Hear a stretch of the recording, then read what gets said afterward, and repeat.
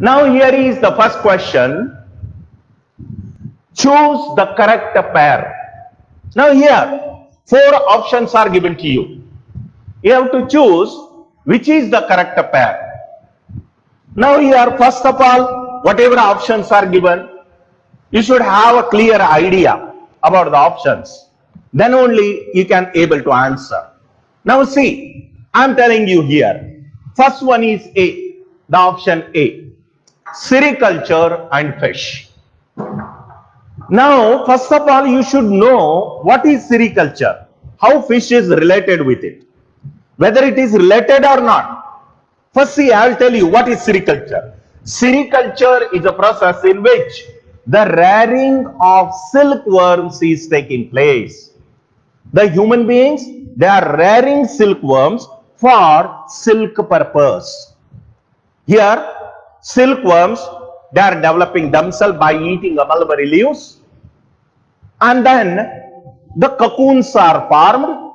From the cocoon, the silk is extracted. So the first option is sericulture and fish is not a correct answer, because fish is nowhere related to sericulture. Now the second option, that is silviculture and silkworm. Now silviculture, what is silviculture then? Silviculture, in case of this, we are growing timber plants in barren lands of the forest. We may consider it under forestry. So here timber plants are grown and they are utilized for the mankind. Here the silkworm is nowhere related to silviculture. So this option is also not correct.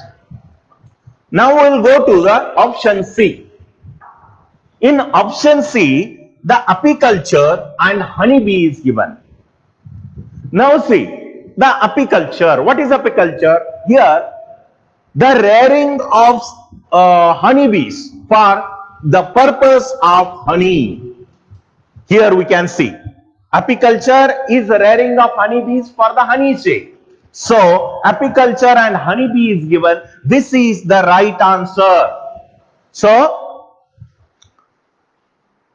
here the honeybee and apiculture is the right answer. But we'll go to the next one also. We'll see pisciculture and forestry. What is pisciculture? Here, rearing of fishes, aquatic organisms. That process we are calling it as pisciculture. But pisciculture is nowhere related to forestry. So this option is also totally wrong. Here option C is correct answer. So this is the correct pair of this question. We'll move to the next question now. Biology is concerned with. Now biology is concerned with what? First of all, what is biology? You have to understand. Bio and logy is logos. So bio is life, logos is study. Life study is nothing but a biology. Now see here. Biology is concerned with, we'll see, DNA, living organisms, biomass, life as recorded for fossils. Now, first option, DNA. DNA is a nucleic acid. And here, actually nucleic acids are of 2 types you are knowing, DNA and RNA. DNA is deoxyribonucleic acid. RNA is ribose nucleic acid. So, 2 types of nucleic acids. These are the hereditary characters. Later, we are calling this DNA as gene also. So, this is not a correct answer. Now, coming to B, that is biomass.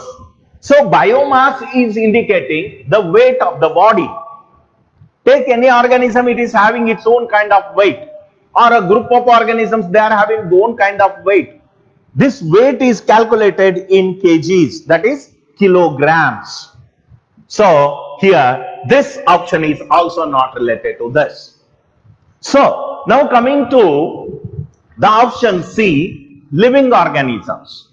So here in the beginning, biology, bio, life, logos, study, life study. Here living organismal study is nothing but a biology. So option C is the correct answer.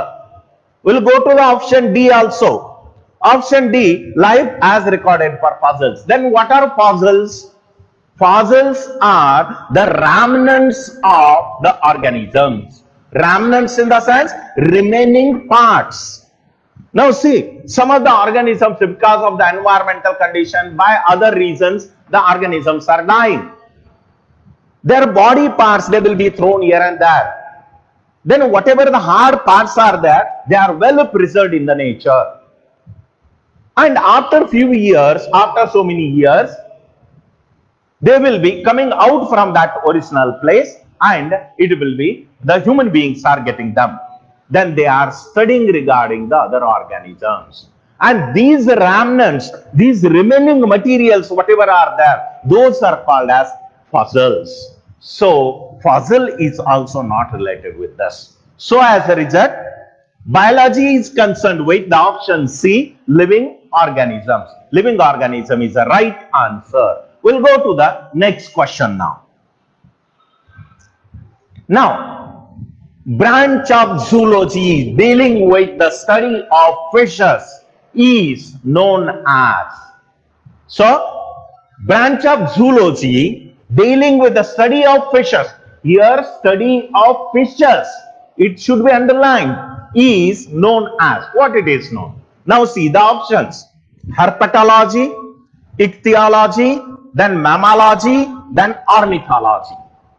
Now see, herpetology. First of all, what is herpetology? Herpetology is a study of reptiles. The reptile study is called as herpetology. Then mammalogy, the study of mammals. All mammals what we are studying, that we are calling it as mammalogy. Ichthyology. Ichthyology, we are studying regarding the aquatic organisms. We are studying regarding the fishes. So, ichthyology, here the correct answer is ichthyology, option C. So, what it is asked? Zoology dealing with the study of fishes. The study of fishes is nothing but ichthyology. Then last one also you can see, ornithology. Ornithology is nothing but the study of birds. So, study of birds is called as ornithology. Here, in this question, the correct answer is option B, ichthyology. Now, we'll go to the next question. The study of form and structure of organisms is. Study of form and structure of the organism. Okay, whatever external appearance, that you people are studying, and you people are saying it as, just see the options: ecology, taxonomy, anatomy, morphology. Now one by one we will see. Ecology. Ecology is concerned with organisms relating with the environment. So whatever the organisms, they are living in the environment, and together you people are calling it as the ecology. That study you are calling it as ecology.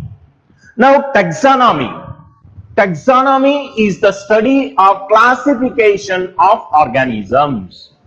Whatever organisms are there, we are classifying, we are segregating, we are separating. Such a type of separation, such a type of segregations, you are calling them as taxonomy. Now, anatomy. Anatomy is the study of internal structure of the organisms. Whatever internal structures you people are studying, okay, that study you people are calling it as anatomy.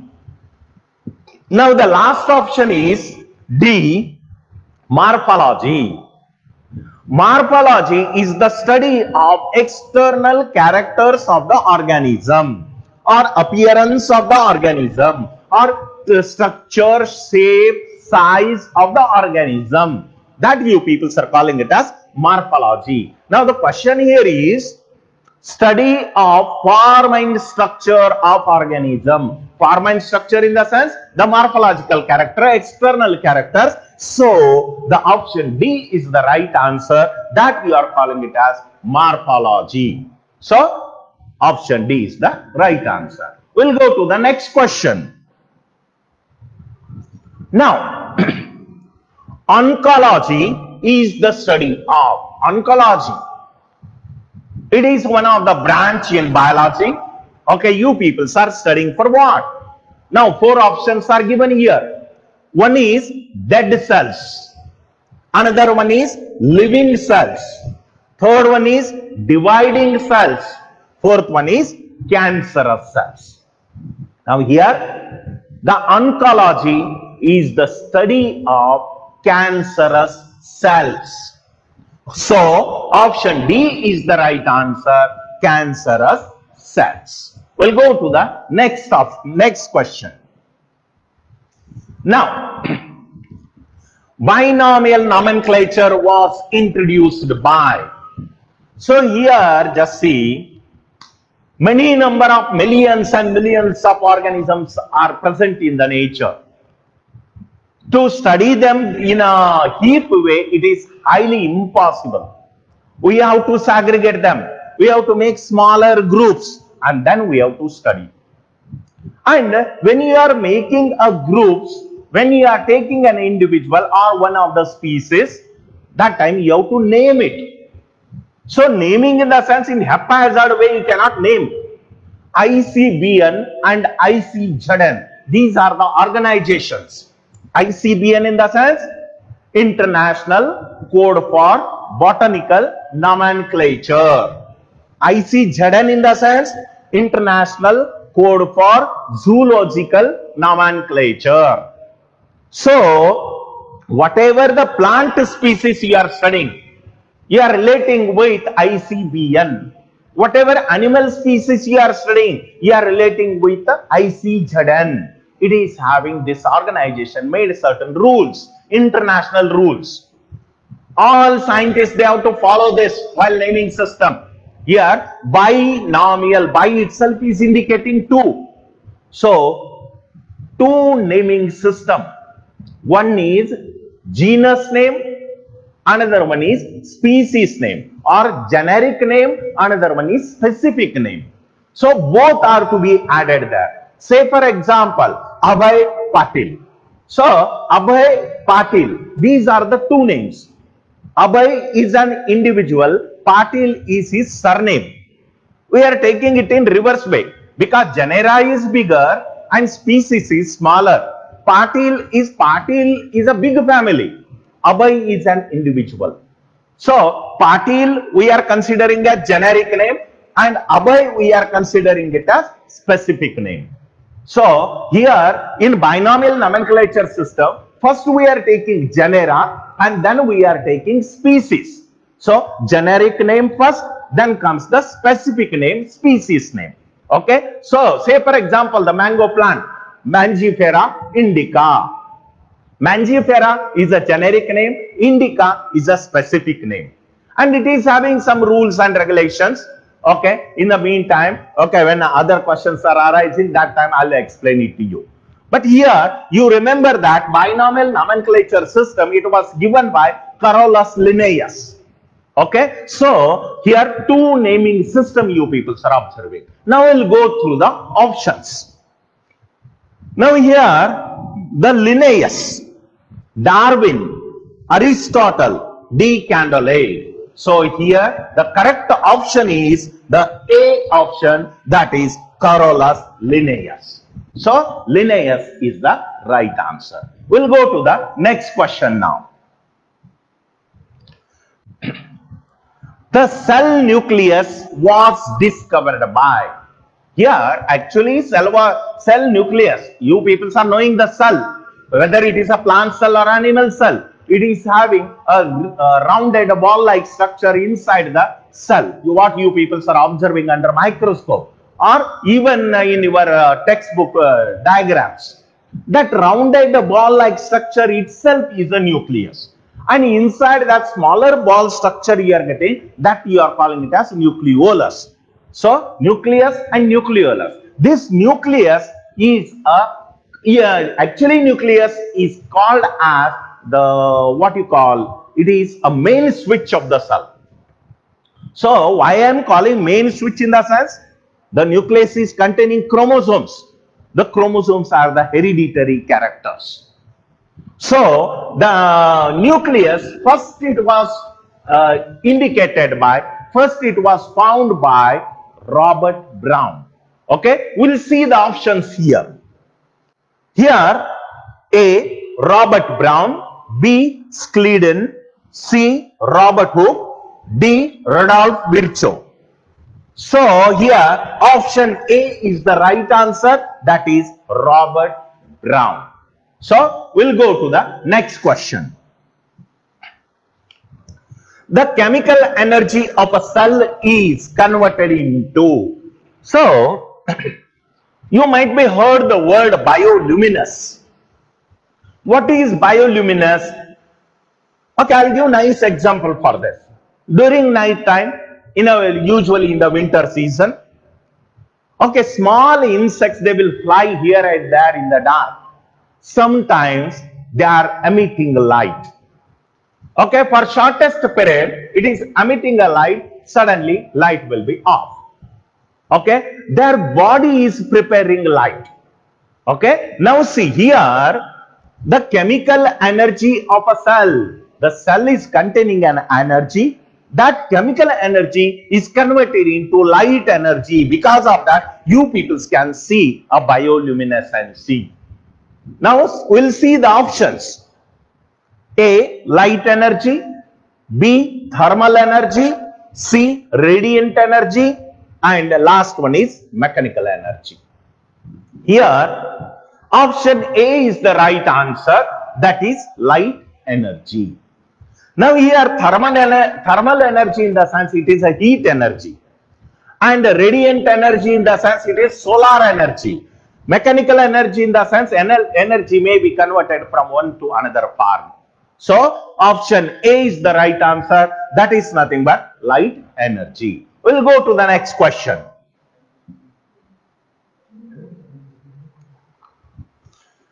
Now what I said, that word is here. Just you observe.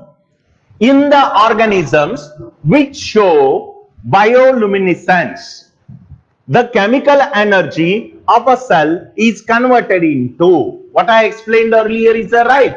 Just see here, that is nothing but a light energy. Here, the correct option is light energy. We'll go to the next one. Now, cause of mimicry is.